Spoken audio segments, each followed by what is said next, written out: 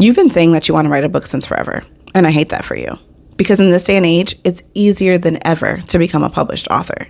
And instead of writing and publishing that book like you've dreamed about or you've had someone prophesy over you to do, you're letting those fears kick your butt instead.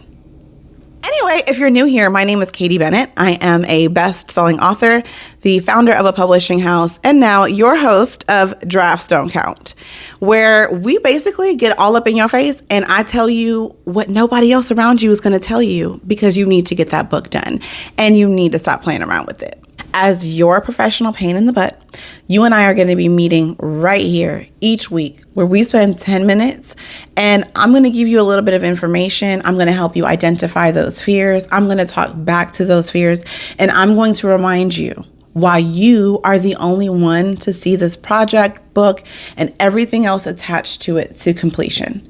And we're going to do whatever is necessary for you to stop allowing fear to rule your life. Like I tell all my clients, this doesn't get easier. I've been doing this a long time. I've been in the game for over 13 years. I've done more books than you would even know about because of the clauses that go into some of these ghostwriting agreements.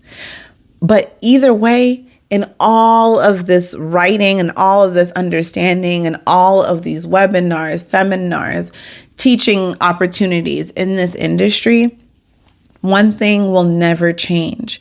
Writing a book is no different to me than doing a marathon. You have to train for it. You have to prepare for it. You have to be intentional about it. You don't just get to wake up one day and say, I'm going to do this. Now, some people can. Let me correct that. Some people have the money and the resources to hire the teams and the people in place to do so. And if that's not you, then you have to look at this as this being something that is going to take a lot of your time, a lot of your resources, and more energy than you have most days. And in that process, as you're writing it, you're going to be your biggest critic. You're going to have the most irrational fears come to your mind and come to your forefront of your thoughts. And that's a natural part of the process. My job here is to give you the information to let you know, hey, if you're seeing this, experiencing that, perfect. We're right on track. We're right on cue. I come in really like a coach to give you the information you need. I may give you a little homework from time to time. And that's only because sometimes 10 minutes just really isn't going to be enough. And from there, it's going to be 1,000% on you to do whatever it is that you're supposed to do with this book. Because we have 5 fears that hold us back. I don't have the time. I don't have the knowledge. I don't have the resources. I don't have the money, or I'm scared. And a lot of us have camped out in I'm scared, and we've made a home there, and we've just excused our behavior so long that we're satisfied with telling people about this amazing book idea. We love the rush of dopamine when people validate the idea that, wow, the market needs this kind of book. I've been looking for that kind of book. We love soaking that in. But once that dopamine is gone from sharing the idea and you're left with nothing but doing the work that is not going to have any sign of immediate gratification, none.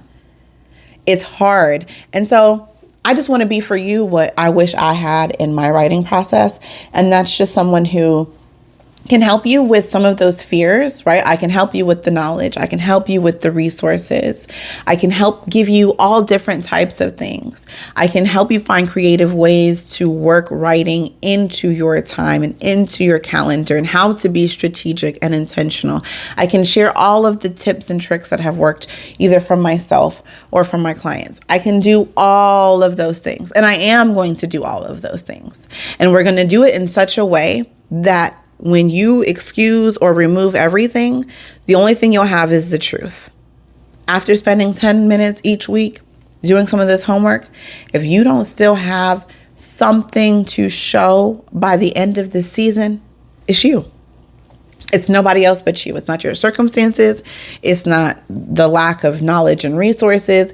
It is 1,000% on you. And that's why for this debut exercise, debut episode, I really wanted to unpack that and to address the fact that throughout this process, a lot of us have a lot more support than we probably recognize immediately.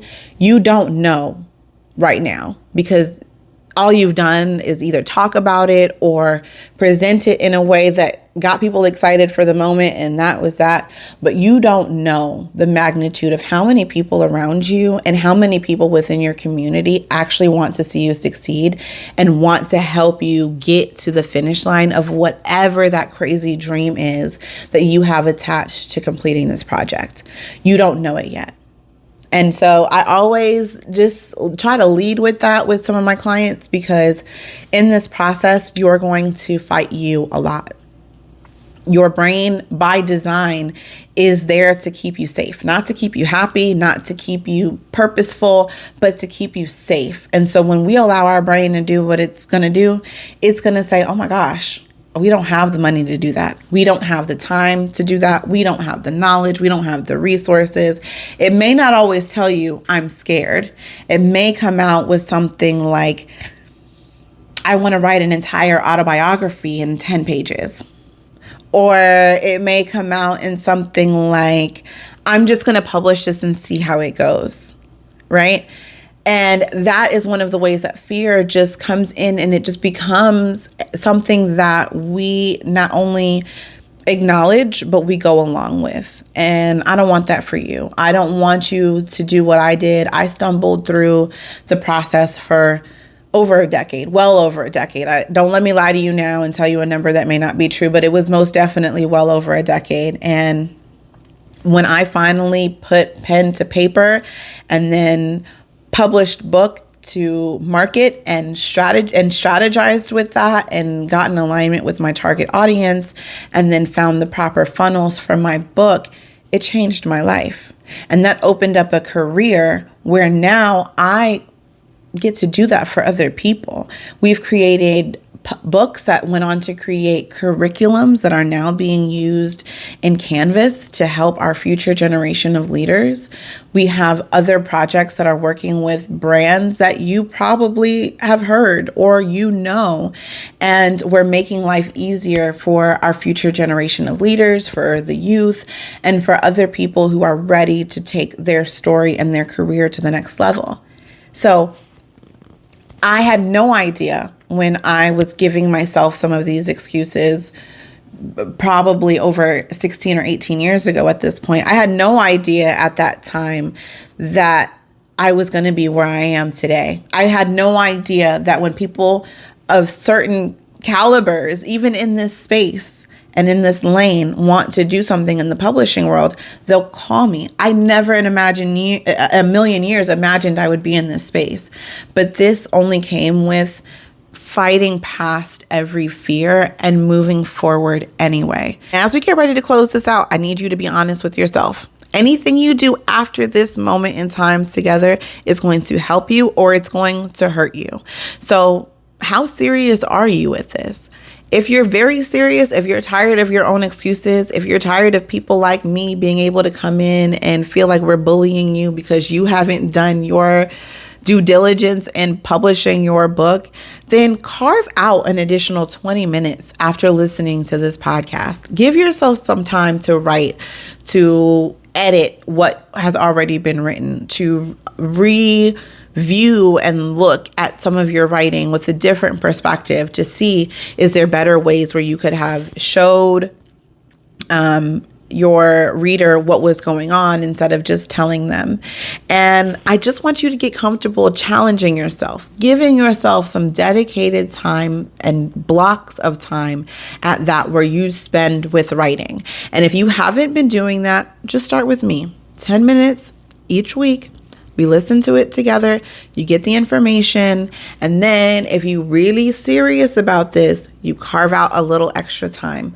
You use this first initial block to establish and declare that you're serious about this and that you're not going to play with this book this time around, and you're not going to hold back the story that you know that only you can tell.